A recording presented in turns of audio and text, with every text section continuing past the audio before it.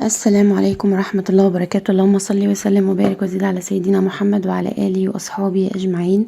كل سنة وأنتم طيبين ورمضان مبارك عليكم وعلى الأمة الإسلامية بأجمعها يا رب العالمين. النهاردة بقى تاني يوم رمضان.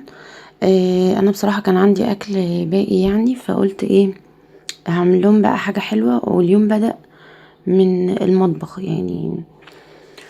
عملت حاجات كتيرة قوي في اليوم ده،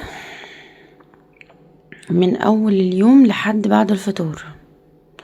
هنا كنت هعمل لهم جلاش حلو، فقلت ايه اطحن الفول السوداني، وطحنت معاه كده شوية عين جمل، وحطيت في العلبة دي الزبيب او جوز الهند. وطبعا العلبة دي بقى هتقضيني بقى ايه ان شاء الله بإذن الله طول رمضان كده، اعمل بيها الحلويات يعني.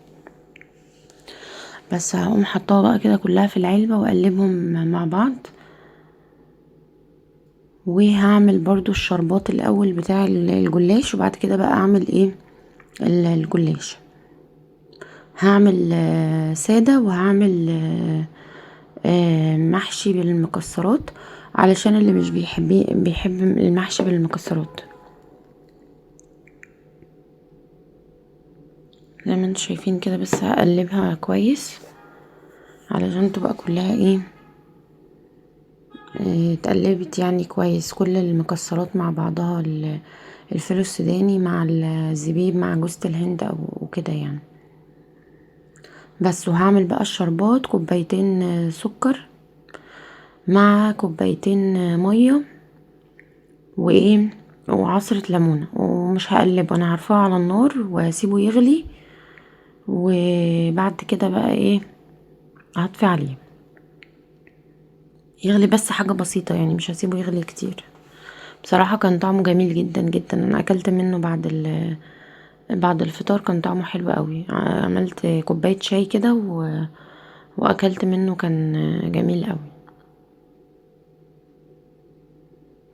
انا دايما هنا بحب ايه احط الكيس السكر في اكياس تلاجة، لان الباكيتة لما بتبقى جاية على بعضها مش عارفة ممكن يبقى فيها كيس سكر مثلا مفتوح، او مثلا كيس مخروم بيوقع، فبتلاقيها بيبهدلك بقى الدنيا، خاصة في الصيف بقى والنمل بيبقى حاجة صعبة قوي.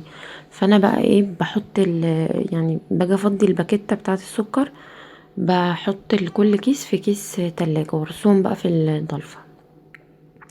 هنا بقى ولعت على الشربات، وجيت هنا بقى عشان ايه اعمل الجلاش. وجبت الصينية بتاعتي، لان انا بعمله بالطول كده، بفرده في الصينية. بس جبت معلقة اهوت علشان اخد بيها من الحشوة. ما بحطلوش اي مواد دهنية دلوقتي يعني، المواد الدهنية دي بقى ايه بعدين. ايوه كده بس. ايوه، هحط بقى كده اوزع المكسرات فيه كلها، وبعد كده وهبرمه بس كويس، وانا ببرمه بتك عليه عشان ما يتفتحش مني يعني، وانا بلفه بتك عليه بس، وارصه بقى في الصينية كده اهوت زي ما انتم شايفين. علشان كده عشان كده جبت صينية طويلة، لما باجي ابرمه بتك عليه. تمام كده. هو سهل خالص يعني، هو بصراحة ما بياخدش وقت خالص في عمايله يعني، اسهل حاجة ممكن تتعمل في الحلويات. بيبقى طعمه بقى جميل قوي قوي يعني بصراحة. ايوه كده، نبرمه بس كويس وايه، ونحطه في الصينية بس. وهنا بقى كنت ببص على الشربات اهوت، السكر داب وغلي وخلاص. بس هنا خلصت الصينية الكبيرة، وهجيب بقى الصينية الصغيرة. الصينية الصغيرة دي هلفه كده على طول، مش هعمله محشي يعني، عشان في اللي بيحبه بالمكسرات وفي اللي بيحبه سادة، فعشان نرضي جميع الأطراف يعني، انتوا طبعا فاهمين. علشان طبعا اللي ما بيحبوش بالمكسرات مش هياكله، وهيقعد بقى يقول طب ليه ما عملتيهوش سادة، فنعمله من ده على ده يعني. بس. وطبعا وانتي بتبرميه بتتكي عليه علشان بس ما يتفتحش، بتلفيه بس كده كويس عشان ما يتفتحش.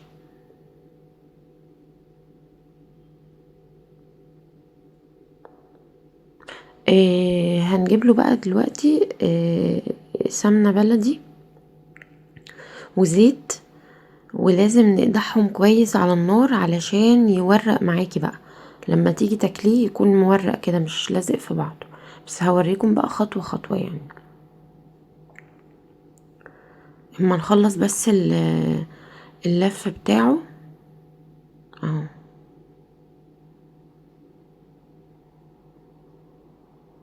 زي ما انتم شايفين كده.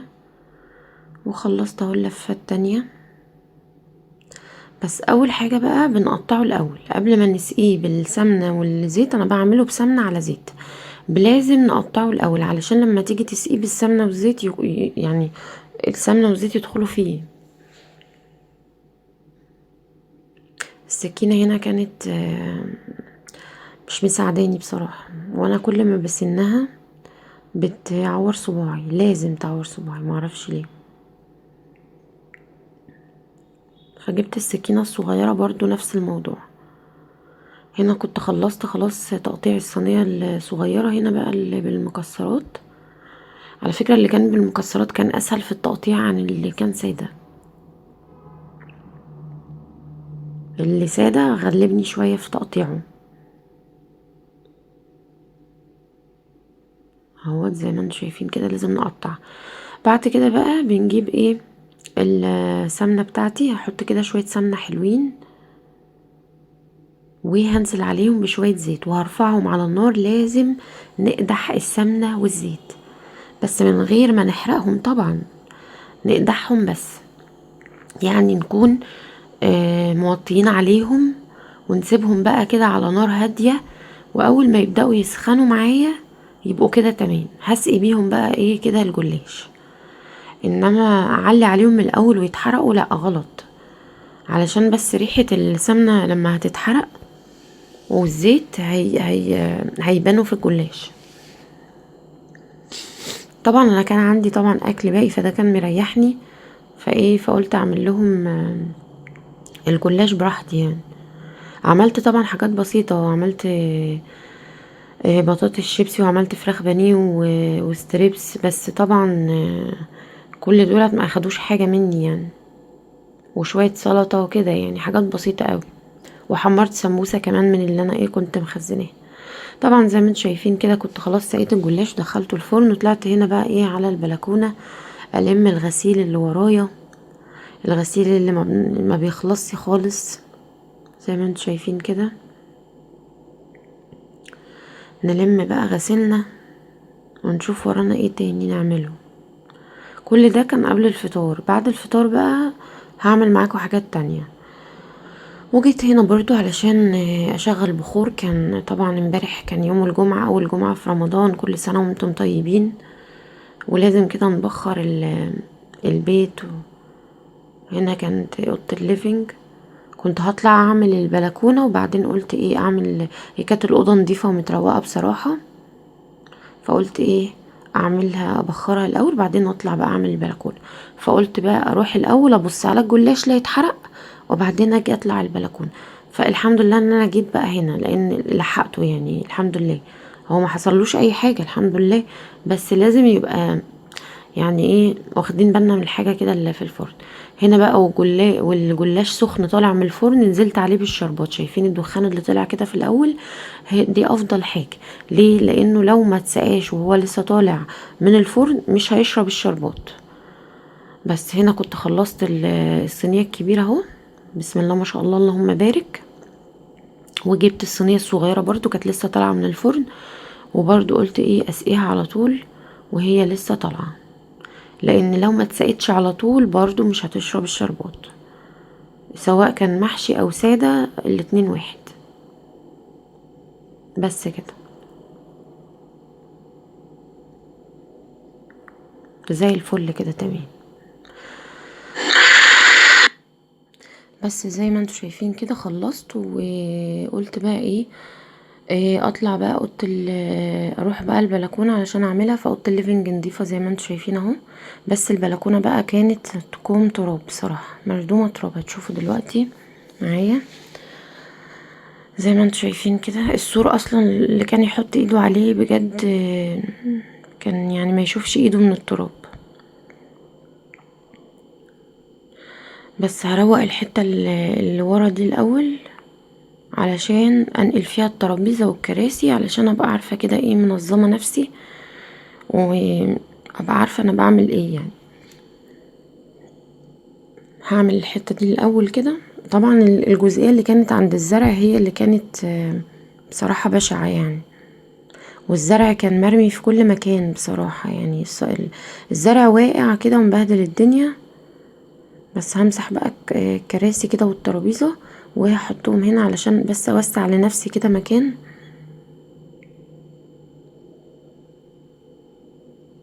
بس هنا اهوت مسحت برضو الترابيزه، كان عليها تراب جامد قوي اهو. وادخلها برضو عند ايه الكراسي كده، وامسح الكرسي التاني وبس كده. هكمل بقى باقي ايه البلكونه علشان بس افضي لنفسي مكان كده عشان اعرف اكمل. هعمل برضو الجزئيه اللي هناك دي اللي بحط فيها الازايز بتاعه الميه. طبعا التراب باين الحته اللي بتتمسح من اللي ما بتتمسحش انتوا شايفين، بس طبعا هيبان اكتر بقى عند الزرع يعني. انا ما جبتش المقشه، هو تراب يعني، عفرة التراب يعني انتوا فاهميني، مش محتاجة مقشة. بس طبعا الحتة اللي كانت عند الزرع دي كانت محتاجة والله مقشة وجاروف والم الحاجات اللي هناك. بس ما خدتش بالي انا وانا بعمل يعني، ما خدتش بالي ان الزرع واقع بالمنظر ده الا لما جيت اشد الزرع واعمل تحته. انتوا شايفين التراب طبعا عامل ازاي اهو، شايفين بقى. ما خدتش بالي انا من الزرع اللي واقع ده لما جيت اشد بقى الزرع. بس تمام يعني، هشده بالشرشوبة مفيش مشكلة. الزرع والله بيموت مش عارفة يعني، في الصيف يموت من الحر وفي الشتاء يموت من البرد ويتساقط الأوراق بتاعته. أنا مش عارفة، أنا نفسي أجيب زرع ويعيش والله يعني، يكبر كده ويبقى حلو ويعيش كده. ده بقى اللي طلعته اهو، رجعت الزرع مكانه. بس هسقي الزرع بس الأول علشان ايه، لو وقع مية ولا حاجة أمسحها بس الأول معاه. وهو فعلا كان وقع مية ومسحتها برضو ايه وانا بعمل البلكونة، وانا بكمل البلكونة. سبته عادي، جاب المية وقع المية بتاعته عادي، وبعد كده مسحت البلكونة. بس هنا هوت سقيت الزرع ولميت بقى ايه الحاجات اللي كانت على الارض، رميتها في الباسكت وتمام كده، واكمل مسح عادي بقى. هو اصلا كان الزرع وقع مية.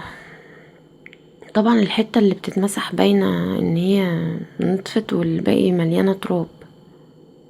المية اصلا كنت بكبها، كانت حاجة صعبة اوي والله.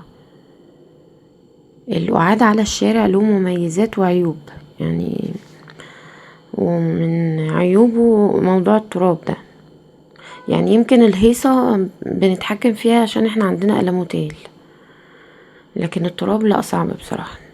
وهنا خلاص كنت خلصت البلكونة وخليتها زي الفل زي ما انتوا شايفين اهو. والنور كنت ولعته قبل ما ادخل البلكونة.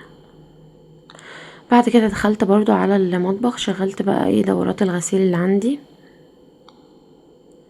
لازم اشوف في الجيوب، لان لو في منديل او ورقة او اي حاجة هتبهدل الدنيا، وخاصة المناديل. بس كده خلاص، وشغل الغسالة بتاعتي. طبعا مش دي الدورة الوحيدة اللي انا شغلتها، انا شغلت كذا حاجة بس ما جبتهاش بقى معاكم. هنا بقى ده كان بعد الفطار بصراحة، ما كنتش هصور، وبعدين قلت يلا اصور اكمل الفيديو معاكم.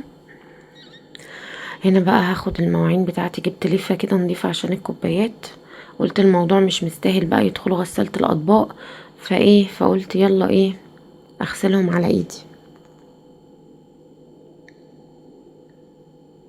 لو كان يعني الموضوع مستاهل ان يعني هما شوية اطباق بسيطة. انا هقول لكم بقى انا بعمل ايه. انا بجيب طول شهر رمضان اطباق ايه فبر، انتوا طبعا عارفينها، صغيرة وكبيرة. بحط بقى في الصغير السلطة، البطاطس الشيبسي. ولو حاجة بقى سخنة قوي ممكن احطها في اطباق ايه من التانية.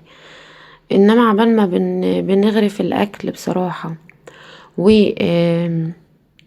اللهم صل على النبي، ونروح نصلي المغرب، بيكون الاكل هدا شوية يعني. فبنحط عادي بقى في الاطباق الفابر براحتنا، بحيث ان ما كترش مواعين يعني. هو بصراحة الشهر يعني مش يعني ببقى اكيد بعد الفطار ورانا بقى صلاة تراويح بتاع كده، يعني مش اللي هو هنقعد نغسل مواعين ونقضي حياتنا في المطبخ، كفاية قوي قبل الفطار. فبحاول اللي هو ايه، يعني اسهلها شوية على نفسي، فاهمين قصدي؟ اللي هو بحاول يعني اخفف الدنيا شوية على نفسي، لان في الاول وفي الاخر هنلاقي اطباق كتير يعني. فاللي اعرف احطه في الاطباق الفبر بحطه، زي السلطة الشيبسي. كل واحد ياخد له طبق قدامه يغرف فيه. انما طبعا بقى لو شوربة او يعني خضار طبيخ وكده، لا طبعا مش بعرف احطهم بقى في اطباق فبر، هم بيبقوا سخنين جدا. بس زي ما انتم شايفين كده هنروق المطبخ كده وننضفه ونكنسه ونخليه زي الفل. وبعدين برضو ايه هشوف هعمل ايه تاني برضو معاكم. هو كان يوم بصراحة مليان من اوله، بس مفيش مشكلة علشان نخلص يعني زي ما انتم شايفين كده.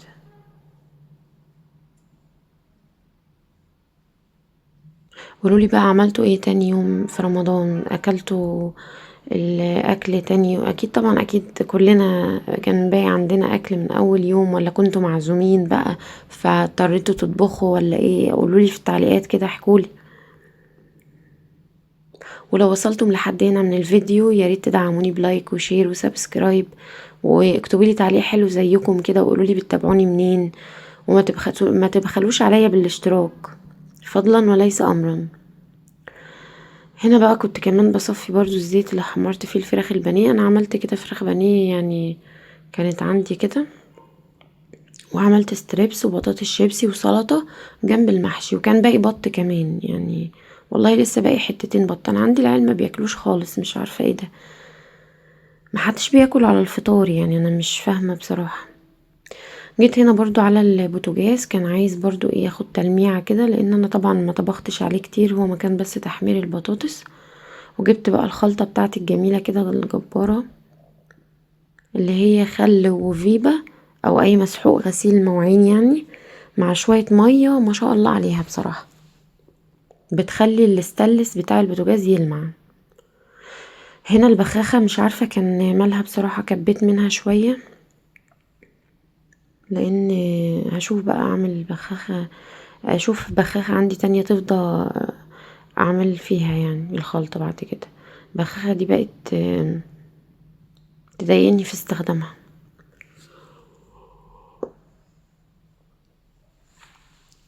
بس وهحط بقى بواقي الاكل كده على البوتاجاز، علشان اللي حابب برضو ان هو ياخد حاجة بعد ساعات، العيال بترجع بعد الفطار تاكل. هنا كان باقي سمبوسة وباقي فراخ بانيه وستريبس، فحطيتهم كده على البوتاجاز، وابدأ بس لمع كده الرخامات. وهعبي برضو الجلاش في ايه، في علب، علشان برضو لو هدخلها برضو ايه التلاجة وكده. بس وننضف كده حتتنا وتبقى ايه حتتنا جميلة. هنا برضو كنت جايبة اللي هو البقدونس ده والشبت. الشبت ده هحطه في طبق عشان بنحطه على السلطة، والبقدونس لفيته ايه في ستريتش رول كده. وهعبي برضو ايه معاكم اهوت شايفين جماله جميل قوي قوي قوي، كان طعمه جميل جدا. هعبيه برضو معاكم اهوت في علبة. هحط اللي هو المحشي مكسرات في علبة، والتاني في ايه في علبة. هما تقريبا الصينيتين هيعملوا 3 علب يعني، علبتين مليانين كده وعلبة ايه نص نص يعني. وبس كده وخلصت المطبخ. نديله بقى كنسة كده ايه تمام، علشان والمواعين اهي خلصت برضو، عشان كده تبقى الارض نضيفة ومشفطينها كده كويس. انا مبحبش يا جماعة والله بجد استخدم المقشة، علشان بتحدف تراب على العفش يعني. طبعا اكيد انا بشيل السجاد، بس بيبقى يوم واحد في الاسبوع وفي حد بيساعدني يعني. دي كانت مش راضية تطلع، بزقها كده قدام للمكنسة، كانت حاجات واقعة في الارض برضو. ممكن يكون انتوا مش واضح لكم، بس كان في حاجات كتير واقعة في الارض. بس ومسحت برضو الحتت اللي باينة وخلاص كده. وهنا قلت اريح شوية واخد لي بقى كده اعمل لي كوباية شاي، لاني كنت بصراحة هبطت جدا. واكل كده كام واحدة جلاش، اخدت 3. وكمان عشان يبقى ايه بعد الفطار على طول، علشان نبقى واخدينها بعد وجبة كاملة كده. بس واكلتهم بقى دولت. بجد جربوه يا جماعة، هيعجبكم جدا جدا جدا، وبألف هنا يا رب. بألف هنا على قلبكم يا رب لو جربتوه، بجد تحفة. زي ما انتم شايفين كده بقى ايه، عملت لي كوباية شاي وقلت كده ريح شوية علشان اقدر اكمل. بجد تحفة يا جماعة. هنا بقى دخلت على اوضة النوم اطبق الغسيل اللي انا لميته معاكم، لما كنتش دخلت بصراحة اعمل اي حاجة من الصبح، وقلت ارتب كده الاوضة ايه معاكم، اخدها بالمرة كده ترتيب، واغير الدفاية، واغير كسوات المخدات. ما بحبش بصراحة رقم غسيل، لو الغسيل ده اتساب هيتحط عليه غسيل تاني، وكده احنا مش مخلصين. يعني ايه، هلاقي الغسيل متلتل في كل حتة، وانا ده شيء بيعصبني يعني. الكركبة عموما بتعصبني. يعني ممكن لو مثلا شوية تراب في البلكونة مش مشكلة، اديني مش بطلع مثلا البلكونة الكبيرة الا كل فين وفين. انما الكركبة نفسها هي دي اللي بتضايق يعني.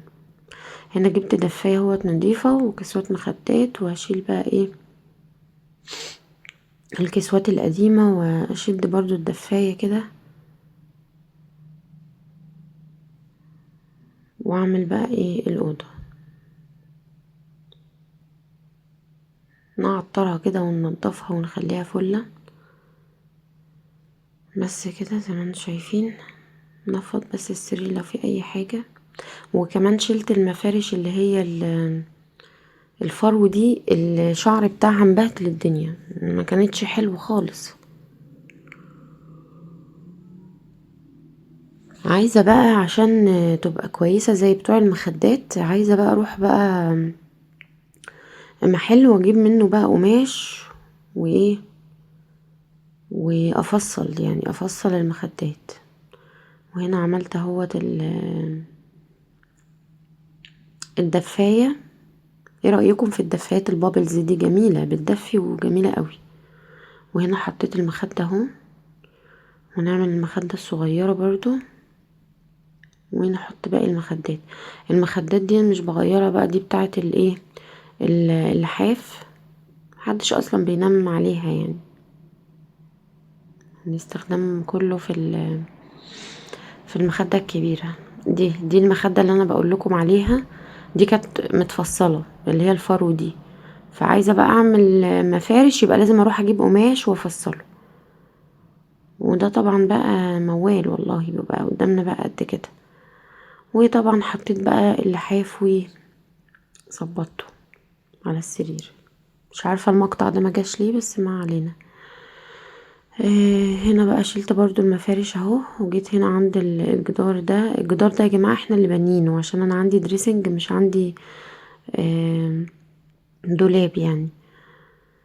زي ما انتم شايفين اهو، يعني الجدار ده مبني معمول طوب واتبنى، واتعمل بعد كده بقى ايه، اتمحر من جوه ويدهن واتعمل باب، وبقى دريسنج يعني. وفعلقنا عليه الشاشة من بره، هوريهولكوا في اخر الفيديو، هوريهولكوا في الاخر وانا بعمل الأوضة. بس وهنا رجعت النور مكانه اهو، ونعمل برضو كومودينات ونشيل من عليها المفارش زي ما انتم شايفين كده. قولولي بقى بتعملوا ايه بعد الفطار بقى، بتقضوا يومكم ازاي ولا بتعملوا ايه؟ انا مش بعرف اخرج بصراحة، بس بصلي التراويح في البيت. آه يعني بصليها عادي في البيت، مفيش مشكلة خالص. بعد ما بخلص بقى كده كل اللي ورايا بقوم رايحة بقى ايه مصلية العشاء ومصلية التراويح الحمد لله. لكن فكرة ان انتي تخرجي بقى وانتي معاكي عيال، يعني مش عايزة اقولك فكرة صعبة اوي بصراحة. يعني العيال اصلا لوحدهم عارفة تيجي تنزلي هتلاقي بقى مدرسين، ما ينفعش طبعا، للأسف ما ينفعش. زمان بقى واحنا صغيرين كنا بنروح بقى نصلي في الجامع مع اصحابنا، نلم بعضنا كده شلة ونروح الجامع. طبعا دلوقتي احنا بقينا ورانا مسؤوليات، بس دي حاجة ما تزعلناش ابدا، دي بالعكس دي حاجة جميلة جدا. وزي ما صلاتنا في الجامع كنا بناخد عليها ثواب، دلوقتي احنا كمان يا جماعة بناخد ثواب كبير جدا. يعني مش عايزة اقول لكم شغل البيت مع افطار الصايمين، آم، كل دي حاجات جميلة بناخد عليها ثواب كبير جدا. يعني مش عايزة اقول لكم ثوابها عامل ازاي عند ربنا سبحانه وتعالى. يعني ان انتي بتبقي مسؤولة عن بيت كامل وكمان بتفطري الصايمين، لا دي حاجة كبيرة قوي عند ربنا. وبس هنا خلصت اهو، هشفط برضو الارض بالمكنسة. ممكن الارض تبان لكم برضو ان هي نضيفة، انا عشان بس الولاد عندي كبار وطبعا محدش بيدخل اوضتي، وانا عندي باسكت برمي فيه الحاجة فما برميش على الارض. تمام. فبشفط بس كده، لو في شعر بقى ممكن يبقى في شعر بقى واقع في الارض، هي دي بقى بتبقى ايه المشكلة يعني. هوريهولكم في الاخر برضو لما اخلص بقى كنس وكده هوريهولكم. شايفين اهو، شفط بس كده كل حاجة نظيفة يعني ومتروقة، بس بنشفط برضو كده تبقى حاجة واقعة في الارض، حاجات بسيطة كده. لما اجي انضف المكنسة دي معاكم هبقى اجيبها لكم. وهنا خلاص حطيت المعطر، وتعالوا بقى اوريكم الدريسنج اللي بقول لكم عليه، عشان انتوا طبعا دلوقتي مستغربين هو فين الدولاب. مفيش دولاب، انا هوريهولكم بقى. بس كل حاجة بقت زي الفل اهوت، والباسكت كمان فضيته. تعالوا بقى اوريكم ده الدريسنج بقى، ودي الحيطة الجدار اللي احنا بنيناه اهو. شايفين دريسنج بقى من فوق لحد تحت، وعملنا فيه ادراج وبتاعة البناطيل. لا بصراحة جميل جدا عن الدولاب يعني. وهنا بقى طلعت البلكونة اهو عشان انشر الغسيل اللي انا غسلته. كنت غسلت دورتين فقلت يلا بقى ايه اخدهم بالمرة. ولو وصلتم لحد هنا من الفيديو ياريت تدعموني بلايك وشير وسبسكرايب، وما تبخلوش عليا يا جماعة بالاشتراك، وقولوا لي عجبكم الفيديو ولا ما عجبكوش. الفيديو كده متنوع، عجبكم ولا ايه؟ ولا بتحبوا بس مطبخ لوحده، ولا بتحب روتين لوحده؟ اكتبوا لي كده في التعليقات وقولوا لي بتحبوا ايه، ولا بتحبوا الفيديو يبقى متنوع كده من ده على ده. اكتبوا لي برضو ايه في التعليقات.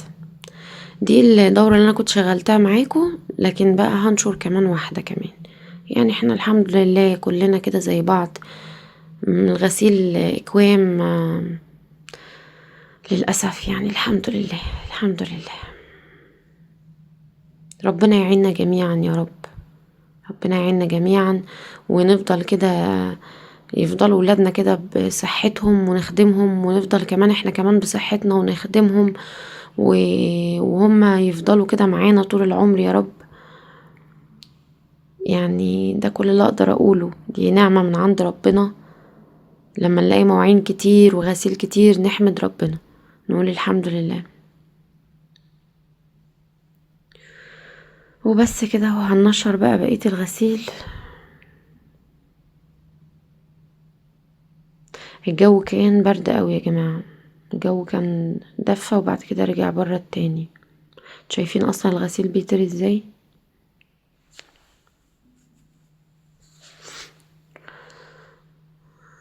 بحب انشر كده الغسيل ايه بالترتيب كده بنظام. وبس كده وخلصت خلاص. وده كان روتيني معاكم النهاردة، واشوفكم في فيديو جديد، ومع السلامة.